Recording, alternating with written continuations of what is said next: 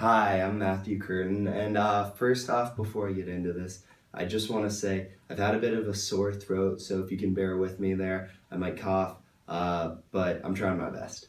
So I'm going to talk to you guys about the sport of swimming. My expertise in swimming is I was a swimmer my entire life. I was playing to swim collegiately, Division One. Decided it wasn't the route for me, but it's still a huge part of my life. I still actively swim. So there's a very common perception about swimming. A lot of people say, "Oh, it's boring, it's repetitive. You're swimming back and forth in a lane all day. You're looking at the floor, and it's very within yourself, as you can't talk to your teammates because you're in the water, you know." And yeah, that's true. That's very much a part of swimming. And then there's also the Olympic side. Everyone knows about the Olympics. Everyone knows Michael Phelps, Ryan Lochte. But there is not a lot of there is not a huge professional side to swimming. And then everyone kind of knows that, oh, swimmers are like skinny and strong, good looking. I mean, hey, I'm not going to deny it. So although those kind of notions are all true, there's a reality that a lot of people don't know about. So here's a typical day of practice. You have 11 practices a week, 2 a day, every day except Saturday, normally 1 a day. And then on Sunday, you normally don't have any practice. Normally have a 4:30 a.m. wake up for a 5 a.m. practice, 5 to 7 typically. And then from there, you go straight to school. This early morning practice is normally to get your body ready for working harder later in the day too. After school, you go straight to another practice. You're swimming normally from 3 to 5, and that's normally like the harder workout between the morning and the afternoon workout. And then after that, you have weights typically for an hour, hour and a half. Then it's a long day, so you got to go straight into homework and honestly just getting back and rest because you're going to do it all again. And yeah, I mean, the reality of practice continued. It's not an easy sport. I'm not going to lie to you. Typically, a regular practice, you warm up.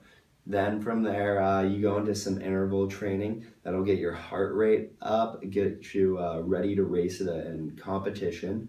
Then you go into the main beef of practice. You go into a high endurance workout, and that's normally a couple thousand yards. That's where you're really, really working hard, pushing yourself. From there, you go into some technical work after. You might use equipment, paddles, a snorkel, and that's where you refine kind of the stuff you've been working on earlier in practice. And then warm down. You cool down, you give your body a chance to recover so you can do it all again tomorrow. And in regular practice, you swim about 4 miles. Pretty long, pretty long. The reality of competition. So, I mean, swimming it's a long sport. It takes a lot of time. Swim meets are at least 3 days, sometimes 4 to 5. You normally swim 2 events a day and twice a day with finals. And like if you're swimming like a common mid-distance freestyler, for example, might swim 200 yards of freestyle and 500 yards of freestyle. And if you are a decent swimmer, you're going to make finals. So they're swimming about a mile at competition speed in 1 day, which is a lot on your body. And then it is interesting because you really compete for only under like 5 minutes a day. But with that in mind, you're at the deck 8 hours a day.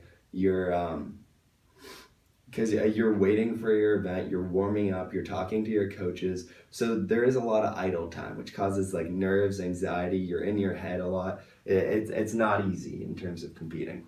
The diet, yeah, the reality is you are going to have constant hunger. And I'll be honest, you can get away with eating whatever you want and not gaining weight as a swimmer. But that in mind, you really do want to eat healthy. Eating healthy makes a huge difference. High vegetable diets, high calorie diets. If you're fueling your body or if you're gonna work out as hard as you are, you're getting up that early in the morning, you really need to fuel your body correctly. Constant hydration is a major key. With that in mind, yeah, water is very popular, but swimmers typically drink a lot of water substitutes such as Heed, which is basically Gatorade without the sugar, high calorie, high in electrolytes. Doesn't taste great, but fuels you well. And then another common drink is 3 parts water, 1 part Gatorade.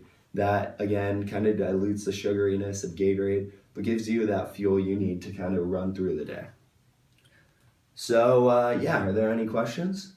No? Well, I want to thank you for your time, guys. And let me know, are you ready to start swimming?